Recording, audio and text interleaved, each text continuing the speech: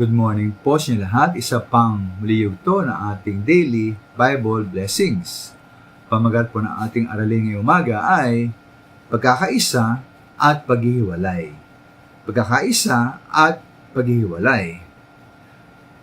Totoo po man na nais ng Diyos, di po ba? Nais ng Diyos na tayo po magkaisa bilang iglesia. Ngayon po may pagkakataon din, lalo na upang lumago ang gawain, na dapat din tayo magkahiwalay. Ito ay ating parang makikita sa mga Gawa Kapitulo 15 ng Biblia.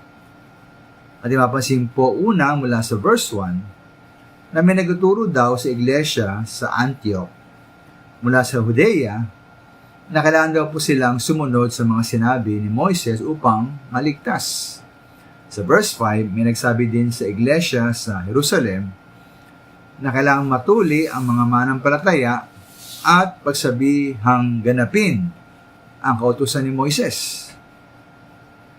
Dahil po dito, nagtipon po nag-usap ang mga apostol at ang matatanda na iglesia.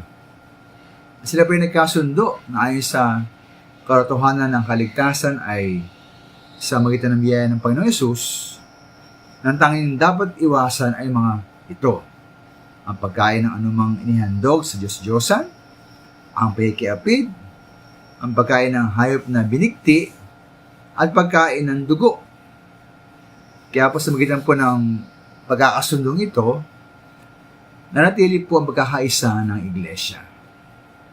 May ating pang pasinimamahal din sa verse 39 na nagkaroon po ng mainitang pagkatalo sila Pablo at Bernabe ukol po sa pagsama ni Juan na tinatawag na Marcos sa kanilang pagbalik at pagdalaw sa kanilang napuntang mga kapatiran.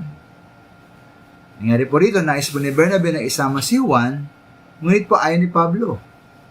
Kaya sila po ay nilikasundo, sila po ay naghiwalay.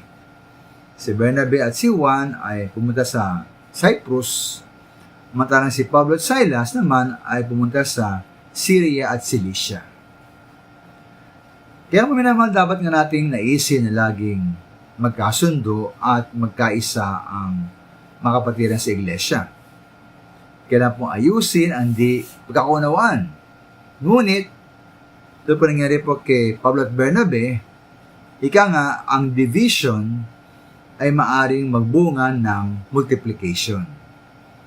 Alang-alang po sa higit na paglago ng gawain at mas marami pang marating na tao ng ebanghelyo, kumisan po ay kailangan maghiwalay.